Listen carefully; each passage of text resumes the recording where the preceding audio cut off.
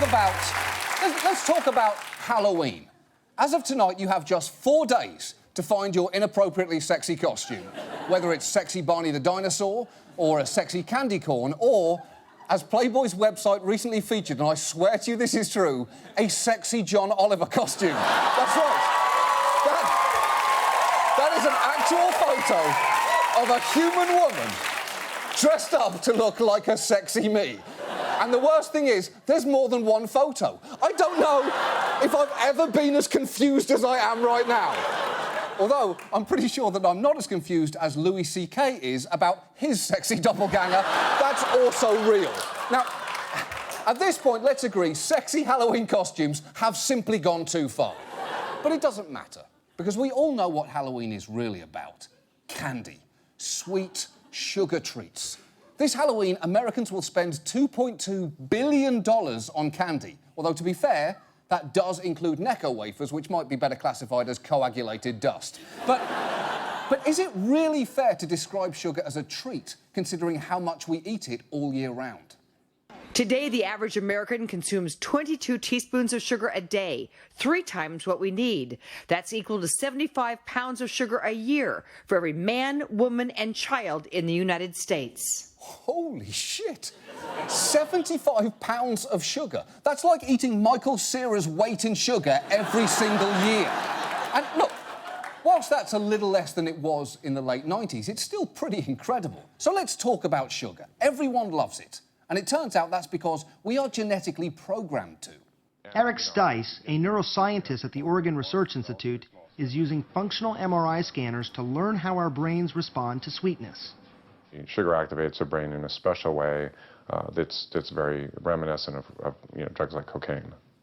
Sugar activates our brains like cocaine. And I've got to say, Scarface would have been a very different movie if it ended with Al Pacino sitting in a chair, sugared out of his mind on baked goods, saying, "Say hello to my little Debbie! Say hello!" With sugar being so viscerally appealing to us, it's frankly no wonder that food manufacturers put it in everything. And I do mean everything. About 35% of the sugars that Americans consume come from beverages. But we're also talking about salad dressings and ketchup and, breads and cereals and crackers. And the list goes on, even to beef and turkey jerky. We have no idea how prevalent sugar is in almost everything that we eat. Look at Clamato juice, the original tomato cocktail with clam. One serving has 11 grams of sugar in it. So they clearly thought, well, look, let's improve the taste by adding sugar, instead of thinking, let's improve the taste by removing the clam. And none of this would be a problem, were it not for the fact that, as we all know, excess sugar is probably not good for us. Both the World Health Organization and the American Heart Association have warned against the harms of eating too much of it, and some studies suggest that too much sugar can literally mess with the brain. This rat is perfectly healthy. Put him in a vat of water and he finds his way to safety every time. 5.2. Now, look at this guy. What he's been eating is the equivalent of a North American diet, complete with all the fats and sugars we regularly consume.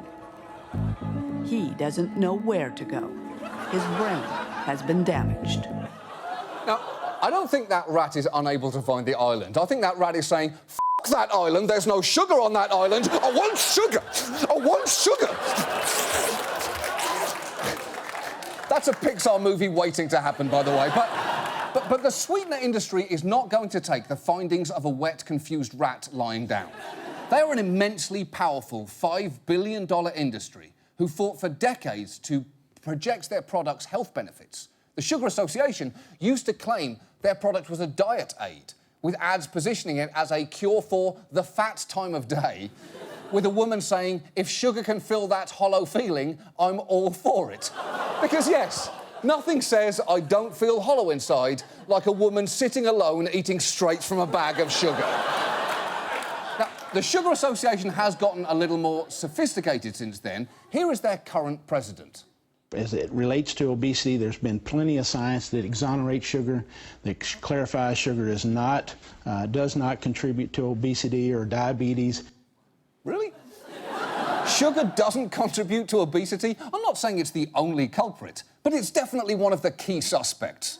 Asking what causes obesity is a bit like asking who killed a first-grade class's hamster. Sure, they all killed it in a way, but I think we all know one of them killed it the most. I'm talking to you, Kevin. You killed that hamster and you drove your father away. There, I said it. I said it, Kevin. I said it. Although, to be fair, take him down. To be fair, there are some scientists who dismiss links between sugars and obesity. For instance, this guy. We take a complex situation like obesity and we say, well, if we could just cut down on sugar-sweetened beverages or added sugars in general, that would solve obesity. And I think that is a very slippery slope and almost certainly wrong. That is Dr. James Rippey, who, like Clamato juice, turns out to contain quite a lot of hidden sugar himself. He's on the payroll of the Corn Refiners Association, the corn syrup people, and at one point he was receiving a $41,000 a month retainer from them. That's $500,000 a year. For that much money, you'd expect much grander claims than it doesn't link to obesity. He should be saying, my research finds that corn syrup makes you an immortal sex god with X-ray vision. And I'm not saying that corporate money distorts science, but when researchers looked at two sets of weight gain studies, one group with conflicts of interest, like funding from soda companies, and one group that was independent, the vast majority of independent studies found direct links between sugar-sweetened soft drinks and weight gain or obesity, and the vast majority that weren't independent found the exact opposite of that. Particularly suspicious was a research paper titled "I'm So Delicious," attributed to a Dr. Pepper. But look, regardless of whether sugar is terrible for you or the answer to all of life's problems, shouldn't you at least get to know when it's being added to your food? And to their credit, the FDA is trying to take this on. This week, the FDA is reviewing new nutritional labeling standards, and that may force food makers to not just list total sugar content, but how much sugar they're adding to their products. Yes, the FDA is trying to get an added sugar category onto their food labels, which is fine, as long as it doesn't distract them from forcing honeycomb cereal to reveal what in God's name their old mascot was. What the f*** was that? It looked like some kind of tumbleweed made of merkins. But look, being forced to reveal how much sugar you are adding to people's food might seem pretty mild, but there is no way the food manufacturing industry is going to let that happen. The FDA has been swarmed with letters from every conceivable product, from the National Yogurt Association to the National Frozen Pizza Institute to multiple representatives of the cranberry industry. Now, cranberries are, I think we can all agree, nature's most disgusting berry. Cranberries taste like cherries who hate you. Cranberries taste like what a raspberry drinks before its colonoscopy. And the industry knows it. The head of the Ocean Spray Company wrote to the FDA saying cranberries are naturally low in sugar, giving them a distinctly tart, astringent, even unpalatable taste. Yes, that's the head of Ocean Spray describing its defining ingredient as unpalatable. It's no wonder they want certain cranberry products to be exempted from the proposed added sugars declaration, which is tantamount to begging, please don't make us tell everyone how much sugar we dump on our garbage bog berry. But the most revealing plea came from the American Beverage Association, who wrote that if there is to be an added sugar label, it must be measured in grams and not teaspoons, because teaspoons are, and I quote, well, teaspoons may carry an unfair negative connotation that undermines the factual nature of nutrition information, which is ridiculous. What negative connotation does a fucking teaspoon have? Unless you're thinking of an annoying dude at a diner who's always trying to balance one on his nose, or the fact that they used to freebase heroin, but neither of those things is the teaspoon's fault. The only reason the beverage people want sugar to be measured in grams instead of teaspoons is that people understand what a teaspoon is.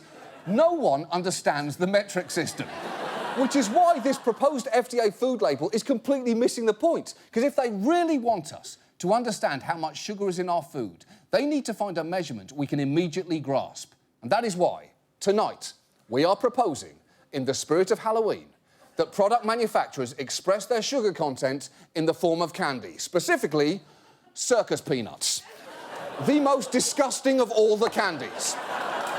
They taste like an elephant ejaculated into a packet of Splendor.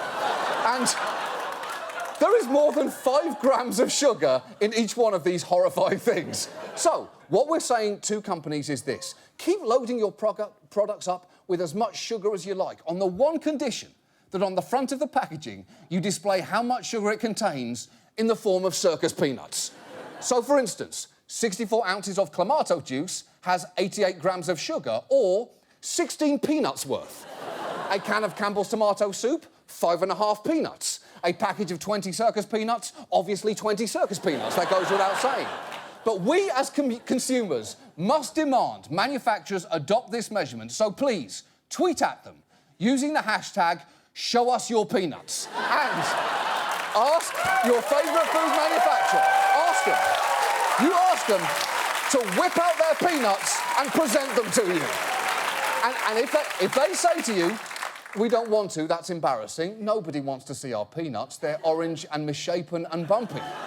You tell them again, show us your peanuts. Do it, food makers. Expose your peanuts to the world. Because if you are going to shove your peanuts in our mouths, the very least you can do is tell us what we're swallowing.